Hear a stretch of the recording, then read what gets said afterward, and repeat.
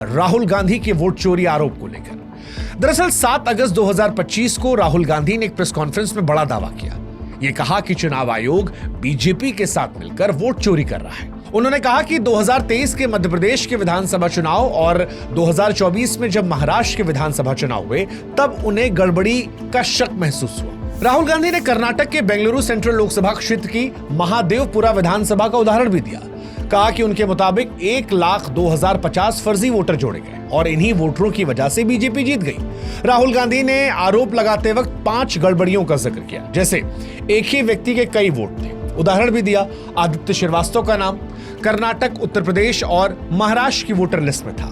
गलत पतों का जिक्र किया, जैसे हाउस नंबर 0 या ऐसे पते जो असल में थे ही नहीं। कुछ वोटरों के पिता के नाम में इलेक्शन कमीशन ऑफ इंडिया जैसे अजीब शब्द लिखे थे।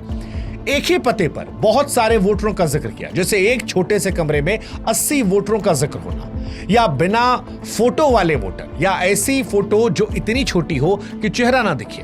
गलत उम्र वाले वोटर, 70 साल की उम्र वालों को पहली बार का वोटर दिखाना। राहुल गांधी ने कहा कि अगर चुनाव आयोग उन्हें पूरी वोटर लिस्ट दे दे तो वो ये साबित कर देंगे कि भारत के प्रधानमंत्री नरेंद्र मोदी असल में जीत कर नहीं बल्कि वोटों की धांधली से प्रधानमंत्री बने। अब ये आरोप बड़े गंभीर थे, इसलिए चुनाव आयोग ने इसका जवाब दिया। चुनाव आयोग ने इन आरोपों को गलत और भ्रामक बताया। चुनाव आयोग ये कहता है कि वोटर लिस्ट बनाते समय कांग्रेस ने कोई शिकायत नहीं की। इसके अलावा आयोग ने राहुल गांधी से शपथ पत्र भी मांगा, जिसमें वो अपनी दी हुई जानकारी को सही बताएं ताकि इसकी जांच की जा सके। ये नियम 1960 के रजिस्ट्रेशन ऑफ इलेक्टोरल रूल्स में है, लेकिन राहुल गांधी ने शपथ पत्र देने से मना कर दिया, ये कहते हुए कि डेटा तो आयोग का ही है। हालांकि इसके बाद यह खबर क्योंकि बहुत बड़ी थी, देश भर में इसको लेकर चर्चा शुरू हो गई, तो पत्रकारों ने, मीडिया कर्मियों ने, अलग अलग संस्थानों ने इसकी जांच शुरू कर दी। जैसे इंडिया टुडे की टीम ने महादेवपुरा के मुन्नी रेड्डी गार्डन के हाउस नंबर 35 की जांच की, जहां पर 80 वोटर होने का दावा था। वहां 10-15 स्क्वायर फीट का एक कमरा मिला, जिसमें एक डिलीवरी बॉय रहता था। मकान मालिक जयाराम रेड्डी ने बताया कि वो कमरा किराए पर देता है और किराएदार उसी पते पर वोटर पंजीकरण करवाते हैं। इससे वोटरों की संख्या बढ़ती चली गई। इंडियन एक्सप्रेस ने भी मराठाहल्ली, जहां पर 46 वोटर होने का दावा था, या फिर विनायक्या नगर, जहां पर 68 वोटर होने का दावा था, वहां भी जांच पड़ताल की गई। ये इलाके दरअसल प्रवासी मजदूरों के हैं, लेकिन अब वहां पर कोई भी वोटर पंजीकृत नहीं मिला। राहुल गांधी ने शकुन रानी का भी उदाहरण दिया, जिन्होंने कथित तौर पर 2 जगह वोट डाला, लेकिन आयोग का यह कहना है कि शकुन रानी ने सिर्फ एक बार वोट किया और राहुल द्वारा दिखाए गए टिक मार्क आधिकारिक रिकॉर्ड का हिस्सा नहीं है। आदित्य श्रीवास्तव के मामले में द क्विंट ने पाया कि उनका सिर्फ कर्नाटक का वोटर आईडी सक्रिय है, बाकी पुराने पते जो हैं उसको हटाने में देरी हुई, जो धांधली का सबूत नहीं है। अब सवाल यह है कि इस आरोप प्रत्यारोप के बीच में तथ्य क्या कहते हैं। तो देखिए, कुछ जगह गड़बड़ियां सही है, जैसे एक पते पर ज्यादा वोटर या पुराने नाम को ना हटाना।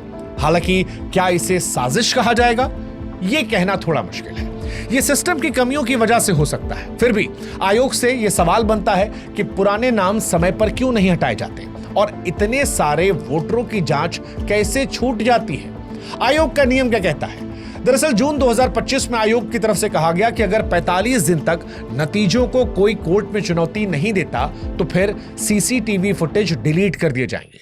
आयोग का यह तर्क होता है कि इससे सोशल मीडिया पर फुटेज का गलत इस्तेमाल रुकेगा, लेकिन ये नियम पारदर्शिता पर सवाल उठाते हैं, क्योंकि फुटेज से कई सवालों का जवाब मिल सकता था। अब सवाल यह है कि जिम्मेदारी किसकी? तो देखिए, जिम्मेदारी तो चुनाव आयोग की ही है। चुनाव आयोग को पारदर्शी जांच करनी चाहिए, लेकिन विपक्ष को भी शपथ पत्र जैसे कानूनी कदम उठाने चाहिए। इसके साथ ही विपक्ष को बूथ स्तर पर अपनी निगरानी को बढ़ाना पड़ेगा। उदाहरण के तौर पर दिल्ली की चांदनी चौक विधानसभा में 129 बूथ है, लेकिन कांग्रेस और आम आदमी पार्टी का वहां पर एक भी एजेंट नहीं था, जबकि बीजेपी के लगभग 90 बूथों पर एजेंट थे। मेरठ में 2758 बूथों पर विपक्ष का एक भी एजेंट नहीं था। बीजेपी की मजबूत निगरानी की वजह से वो वोटर लिस्ट पर नजर रख पाती है, लेकिन विपक्ष यहां पर पीछे रह जाता है। हालांकि मीडिया की तरफ से विपक्ष के आरोप और चुनाव आयोग की सफाई को लेकर जब जांच की गई और निष्कर्ष निकालने की बात की गई, तो इंडियन एक्सप्रेस, जो कि देश का एक प्रतिष्ठित अखबार है, उसने यह कहा कि आयोग को आरोपों का विस्तार से जवाब देना चाहिए, लेकिन बिना किसी सबूत के धांधली का दावा जो है वो गंभीर है। इकोनॉमिक टाइम्स ने भी माना कि निष्पक्ष जांच होनी चाहिए। अगर आयोग गलत है तो कार्रवाई की जाए और अगर आरोप गलत है तो फिर राहुल गांधी के खिलाफ भी कार्रवाई होनी चाहिए। योगेंद्र यादव ने दरअसल 2024 में यह अनुमान लगाया था कि बीजेपी 240 से 260 सीट पाएगी।